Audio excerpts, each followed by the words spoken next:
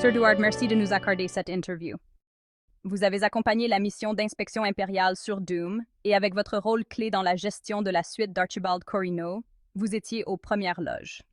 Quel est votre ressenti après le succès de cette mission et surtout après la révélation que les accusations portées par la maison Asgard étaient infondées? Merci, Dame Fiona. C'était une mission délicate, et je suis soulagé que la vérité ait triomphé. La maison Asgard avait soulevé de graves allégations contre la maison des Cinq Lunes, insinuant que celle-ci s'était détournée de la mission que lui avait confiée la maison impériale. Mais il est désormais prouvé que tout cela n'était qu'une manipulation visant à semer la discorde. La maison des Cinq Lunes a démontré une transparence exemplaire, et nous avons pu vérifier que ces allégations étaient sans fondement. Les accusations portées par la maison Asgard ont eu un retentissement énorme au sein du Landsraad. Comment expliquez-vous que ces informations aient été diffusées sans aucune vérification? Et pourquoi, selon vous, le seigneur Otto Hagen a-t-il refusé de révéler la source de ces informations? La politique impériale est souvent un jeu d'intrigues complexe. Et malheureusement, il arrive que certaines maisons cherchent à discréditer leurs rivales par des moyens détournés. Dans le cas de la maison Asgard, il est clair qu'elle a été manipulée. Quant à Lord Otto Hagen, je pense qu'il a été pris dans une situation qu'il ne contrôlait plus. Son refus de révéler la source des informations prouve qu'il est conscient du caractère trouble de cette affaire. Il a su démontrer aussi que l'honneur et loyauté de sa maison étaient sans faille. Néanmoins, cette rétention d'informations soulève des questions sur les véritables motivations derrière cette manipulation. Malgré les intrigues, cette mission semble avoir renforcé les liens entre l'empereur et la maison des Cinq Lunes. On rapporte d'ailleurs que la délégation impériale a ramené une carcasse d'une de ces créatures, appelée Démon. Pouvez-vous nous en dire plus sur ce spécimen et ce qu'il signifie pour l'Imperium? Effectivement, nous avons rapporté la carcasse de l'une de ces monstres. Il est essentiel de préciser que ces abominations ne sont pas les simples créatures mutagènes qu'on pourrait penser. Elles représentent une forme de menace inconnue, issue de l'environnement hostile de Doom. La Maison des Cinq Lunes s'est engagée à nous fournir toutes les informations nécessaires à leur étude.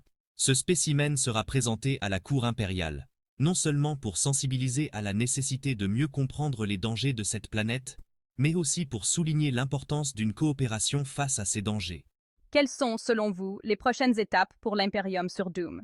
Et plus largement, quel avenir voyez-vous pour la Maison des Cinq Lunes après ces révélations? Doom est une planète aux potentiels incroyables, mais elle est aussi extrêmement périlleuse.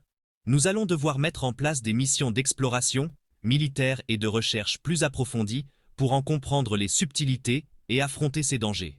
Quant à la Maison des Cinq Lunes, je pense qu'elle sortira renforcée de cette épreuve. Elle a fait preuve d'une intégrité sans faille dans cette affaire. Je suis convaincu qu'elle jouera un rôle central dans les futures négociations concernant l'exploitation des ressources de Doom.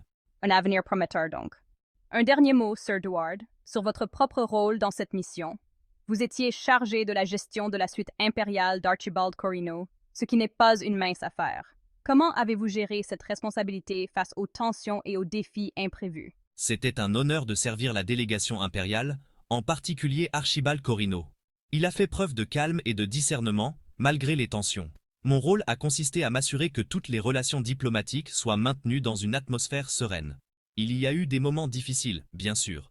Mais la cohésion de notre délégation et la gestion rigoureuse de chaque situation ont permis de maintenir l'ordre et le protocole, qui me tient tant à cœur. C'est grâce à cette unité que la mission a pu se conclure avec succès. Sir Duard, avant de conclure, il y a un sujet plus léger que j'aimerais aborder. Vous avez récemment composé une chanson, L'Étoile de Balantara, qui a connu un succès retentissant à la cour impériale. Cette chanson semble avoir touché et ému de nombreuses personnes, et certains y voient une ode à une personne spéciale. Pouvez-vous nous en dire plus sur l'inspiration derrière ce morceau? La lune de Balantara. Oui, je dois dire que je ne m'attendais pas à un tel engouement. C'est une composition qui est très personnelle. Elle reflète un certain état d'esprit que j'ai eu en revenant de la mission sur Doom. Certains disent même qu'il pourrait y avoir un lien avec une dignitaire de la Maison des Cinq Lunes. Une inspiration venue directement de votre mission, peut-être? Eh bien, disons simplement que les voyages et les rencontres dans les confins de l'Imperium ont de quoi inspirer. Il est vrai que la chanson s'est nourrie de ces expériences, et de certaines personnes rencontrées en chemin. Un mystère que vous gardez soigneusement, donc. En tout cas, le succès est bien là. Merci pour cette parenthèse artistique, Sir Duard. Peut-être que nous rencontrerons un jour cette muse cachée. Le temps nous le dira, Dame Fiona.